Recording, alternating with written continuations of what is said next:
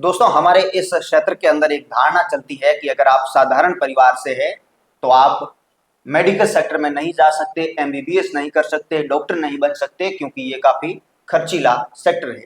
काफी हद तक ये बात सही भी है, लेकिन मेरे साथ में एक ऐसे नौजवान है, युवा है, जो खुद साधारण परिवार से ताल्लुक रखते हैं, इसके बावजूद वो विदेश से खुद एमबीबीएस करते हैं। ना सिर्फ करते हैं बल्कि और भी बच्चों को मोटिवेट करते हैं, और सैकड़ों की तादाद के अंदर यहाँ के जो युवा है वो इनके साथ में कजाकिस्तान, किर्गिस्तान और रशिया जैसे देशों से एमबीबीएस कर रहे हैं। मेरे साथ में नेमीचंद जी जाखड़ है, जो गिड़ा क्षेत्र के खोकसर गांव के रहने वाले हैं। खुद वहाँ कजाकिस्तान से एमबीबीएस कर रहे हैं। इनसे जानते हैं कि हिंदुस्तान की कॉलेज और वहां से एमबीबीएस करना कितना फर्क है, कितना खर्चीला है, और हिंदुस्तान के अंदर एमबीबीएस करना और वहां से एमबीबीएस करना, वो जो डिग्री होती है उसमें कितना फर्क होता है, भारत सरकार उसको किस नजर से देखती है। नेमीचंद जी, सबसे पहले ये बताइए, हिंदुस्तान के अंदर पढ़ाई को लेकर के, एजुकेशन को लेकर के बहुत अच्छी प्रणाली है, आपने क्यों चुना कि मुझे विदेश से एमबीबीएस करनी है?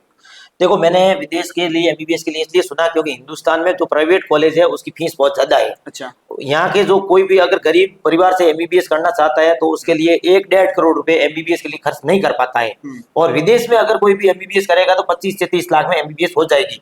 लेकिन बच्चों को मतलब किसी कारणवश पेरेंट को ये पता नहीं होता है कि विदेश की एमबीबीएस और इंडिया की एमबीबीएस में कितना फर्क है। तो मैं ये बता रहा हूँ कि जो इंडिया से एमबीबीएस कर रहे हैं और जो विदेश से एमबीबीएस करते हैं, इक्वल एमबीबीएस होती है, लेकिन एक एग्जाम होता है, वो एफएमजी का एग्जाम होता है, वो देने के बाद में जो विदेश से करो और इंडिया से करो बिल्कुल सेम एमबीबीएस होती है। लेकिन इसका फर्क ये होता है कि लोगों के पास यहाँ पैसे नहीं होते, यहाँ की कॉलेजें बहुत महंगी है, इस वजह से विदेश से एमबीबीएस करने के लिए हम सुनते हैं। अच्छा, आपने एफएमजी का जिक्र किया, तो ये बात तो सच भी है ना कि जो विदेश से एमबीबीएस करके आते हैं वहां पे बराबर प्रैक्टिस नहीं होती है, नाम मात्र की डिग्री दी जाती है। तो यहाँ पे हिंदुस्तान में आने के बाद में एफएमजी का एग्जाम भी ज्यादातर बच्चे क्लियर नहीं कर पाते, ये भी तो एक सच है, इसको क्या मानते हैं? ये एफएमसी का एग्जाम 300 में से 150 नंबर लाना होता है बिना नेगेटिव मार्क, तो लगभग 90% स्टूडेंट पास हो जाते हैं। और उसके लिए हम जो कॉलेज में एडमिशन करवाते हैं उसके लिए एफएमजी की क्लासें यहाँ इंडिया सिटी से जाके तैयारी करवाते हैं।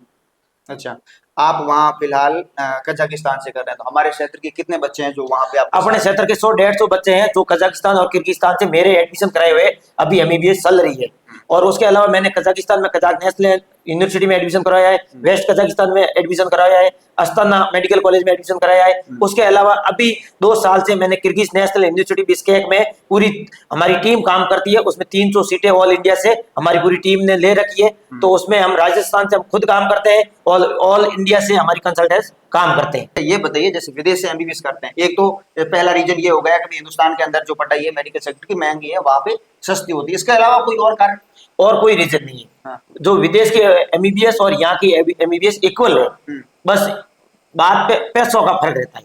पैसा मतलब एक साधारण परिवार से अगर ताल्लुक रखते हैं, कोई 20-25 लाख रुपए पढ़ाई पे खर्च करना चाहता है तो आप विदेश से एमबीबीएस कर सकते हैं। देखो, अगर 20 से 25 लाख कोई अगर खर्च करना चाहता है उसके लिए विदेश का बहुत सुनहरा मौका है, और मतलब हर मीडियम फैमिली का भी विदेश से एमबीबीएस कर सकता है। और यहाँ इंडिया में हर किसी के पास 1 से 1.5 करोड़ रुपए नहीं होते, इस कारण से विदेश से एमबीबीएस करने के लिए कोई दिक्कत नहीं है। और उसके लिए ओनली नीट क्वालिफाई होना जरूरी है। अगर विदेश से एमबीबीएस करो और इंडिया से करो, उसके लिए नीट में क्वालिफाई होना जरूरी है। अच्छा, एक ये बात बताइए, आमतौर पे इस प्रकार की खबरें हम लोग रोज देखते हैं कि वहाँ पे बच्चों को विदेश ले जाया जाता है एमबीबीएस के नाम पे या अन्य किसी तमाम डिग्रियों के नाम पे, वहाँ पे उनके साथ में दुर्व्यवहार होता है। यहाँ पर जो बात बताई जाती है वहाँ पे असल में वो होती ही नहीं है।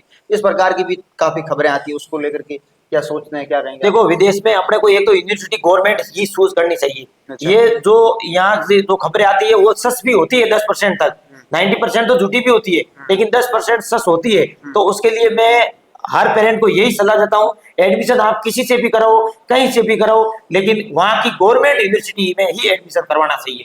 आप जहाँ जहाँ से एमबीबीएस बच्चों को करवा रहे हैं वो कौन कौन से देश है, कौन कौन से विश्वविद्यालय? मैं किर्गिस्तान, कजाकिस्तान, रशिया, उज्बेकिस्तान से एमबीबीएस करवा रहा हूँ।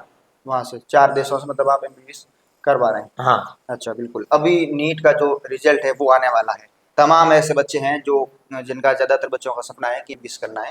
हिंदुस्तान के अंदर जैसा कि शिक्षा प्रणाली को लेकर के वहाँ इस पूरे फीस को लेकर के तमाम हमने चर्चाएं की। जो बच्चे वीडियो देख रहे हैं उनको आप क्या कहना चाहिए? मैं जो वीडियो देख रहा है उनको यही कहना चाहता हूँ, नीट की रिजल्ट आने के बाद में एक बार मेरे से कांटेक्ट जरूर करें, चाहे वो मेडिकल कॉलेज इंडिया में ले चाहे विदेश में ले, लेकिन एक बार आप काउंसलिंग मेरे से कॉल करके हर चीज पूछ सकते हो कि भाई नीट में क्या स्कोर है, कौन से स्कोर पे कौन सा कॉलेज इंडिया में गवर्नमेंट कॉलेज मिलेगा, कौन से स्कोर पे एम्स कॉलेज मिलेगा, तो उसे आप काउंसलिंग मेरे से कर सकते हो, कोई दिक्कत नहीं है। मैं बाड़मेर, जैसलमेर, जोधपुर के लोगों से, यहाँ के जो भी लोकल लोग हैं उनसे मैं ये कहना चाहता हूँ कि जो भी मेरे थ्रू कोई भी यूनिवर्सिटी में एडमिशन लेगा उसके लिए कोई चार्ज नहीं है, बिल्कुल फ्री ऑफ कॉस्ट है। और मेरे पास जो यूनिवर्सिटी है उसमें लेगा तो भी फ्री ऑफ कॉस्ट है। बिल्कुल।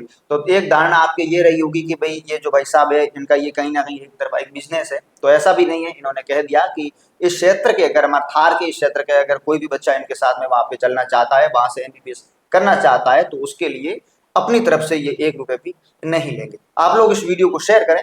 धन्यवाद।